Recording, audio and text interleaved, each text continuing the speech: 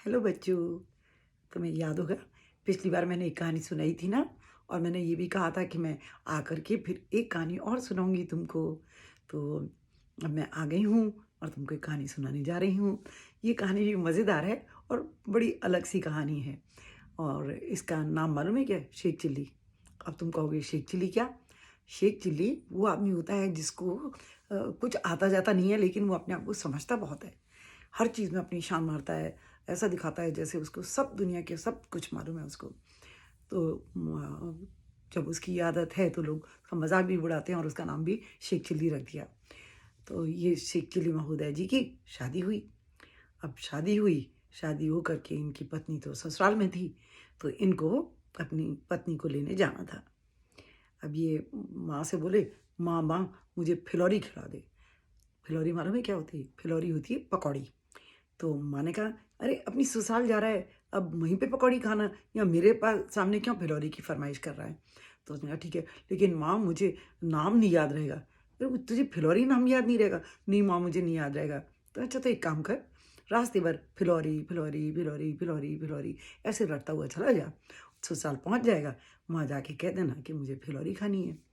अब ये महाशय जी रास्ते भर खूब सज-धज के तो पहले गए, खूब बढ़िया सी शेरवानी पहनी, सोने की चेन पहनी और खूब अपने मज़े से मस्ती मारता हुआ चल रहा था। रास्ते में लोग भी मिले तो उन्होंने कहा, "अरे! कहाँ कहाँ जा रहे हो इतनी सज-संवर के?" कि बोले, "मैं तो अपनी ससुराल जा रहा हूँ और वहाँ पे ना अपनी खूब खातिरदारी करवाऊँगा।" बोले, "ओह! अच्छा, अच्छा।" तो ऐसे ही शान मारते जा रहा था, तो सामने तो लोग कुछ नहीं कहते थे, बाद में इतना हँस रहे थे उसके ऊपर, लेकिन उसको तो पता भी नहीं चला कि लोग इतना हँसते हैं। अब आगे चला, चला, इतने में कुछ और लोग मिल गए। किसी से नमस्ते की, किसी से प्रणाम किया, किसी के पैर छुए, करते, करते, करते अब ये याद करे तो इसको फिलौरी याद ही नहीं आया। अब क्या कि क्या था वो, क्या था? और मुझे तो खानी है, मेरे को तो वही खाना है जिसका नाम मैं भूल गया हूँ। अब ये ससुराल पहुँचा। ससुराल वालों ने कहा कि अरे वाह! दामाद जी आए हैं, तो इनकी पूरी खातिरदारी होनी चाहिए। तो इनसे पूछना चाहिए कि इनकी क्या फ़रमाइश है। तो उनसे पूछा कि आप क्या खाएँगे? तो कहने लगे मुझे तो वही खाना है। तो वही क्या? कि आप लोग समझो ना, मैं क्या बताऊँ आपको? आप लोगों को इतना भी नहीं मालूम, मुझे तो वही खाना है।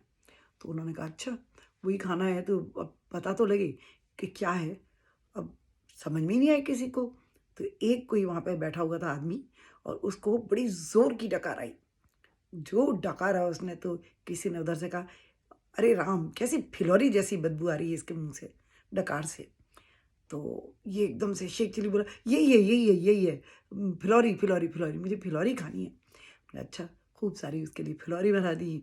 उसने तबीयत से खाई और मिठाई-विठाई ये दुनिया भर की चीज़ें खा पी कर के वो अपने कमरे में जाके लेट गया कि मैं थका हुआ हूँ, मैं सोना चाहता हूँ। अब लेट गया जाके, तो कोई नौकर आया, पैर दबा रहा है, ये कर रहा है, वो कर रहा है, बड़े ठाठ इसके। खैर फिर इसकी नींद लग गई और सो गया। इतने में क्या हुआ, रात को एक चुहिया जो थी ना, वो आकर के इसके इधर-उधर घूमने लगी। बड़ा तंग कर रही, कभी ऊपर चढ़ जाए, कभी इधर उसके मुँह पर आए, कभी कान के पास जाए, कभी शरीर पे दौड़े। ये इतना इसको गुस्सा आया, इतना तंग आ गया कि इसने ना चुहिया को मार दिया। अब चुहिया को मार दिया और उसके बाद जाके ये सो गया आराम से चुहिया को मार के। अब सुबह जो है ना, इनकी सासू माँ आई। सासू ने देखा कि अरे! चुहिया मरी पड़ी हुई है। तो पहले तो इधर-उधर देखा, फिर बोली, "अगर दंत बगर दंत एक दंत भारी, ऐसा वो चूहा कौन-सा जिसने ये चुहिया मारी।" अब तो उनके उसके दामाद की आँख खुल गई, शेख चिल्ली की आँख खुल गई। तो फिर से वो बोली, "अगर दंत बगर दंत एक दंत भारी, ऐसा वो चूहा कौन-सा जिसने ये चुहिया मारी।" तो ये इसको शेख चिल्ली को बड़ा गुस्सा आया कि सासू माँ ने मुझे चूहा कहा, मैंने ही तो मारी है चुहिया, तो मुझे चूहा कहा। कि ठीक है, अब मैं इनको सबक सिखाता हूँ। मैं कुछ नहीं खाऊँगा, पीऊँगा, नखरे करूँगा और भी ज़्यादा। अब उनको कहा कि भई आप नाश्ता कर लीजिए। नहीं, मैं नाश्ता नहीं करूँगा। अरे चलिए साहब क्या हो गया? अरे किस बात का बुरा लग, नहीं, नहीं मैं नाश्ता नहीं खाऊँगा। वो बहुत इनकी खुशामद की, लेकिन ये तो माने ही नहीं। इतने में थोड़ी देर बाद इनकी पत्नी आई, इस शेख चिल्ली की पत्नी। उसने देखा, माँ से पूछा क्या है? तो माँ ने कहा मैंने तो देखो चुहिया यहाँ मरी हुई थी, तो मैंने तो यही कहा कि अगर दंत बगर दंत एक दंत भारी, ऐसा वो चूहा कौन-सा जिसने ये चुहिया मारी। तो दामाद साहब तो तब से रूठे बैठे हुए हैं। तो शेख चिल्ली की पत्नी समझ गई कि ये चूहा जो कह दिया तो इस वजह से ये बहुत गुस्से हो रहे हैं। तो उसको एक तरकीब सूझी।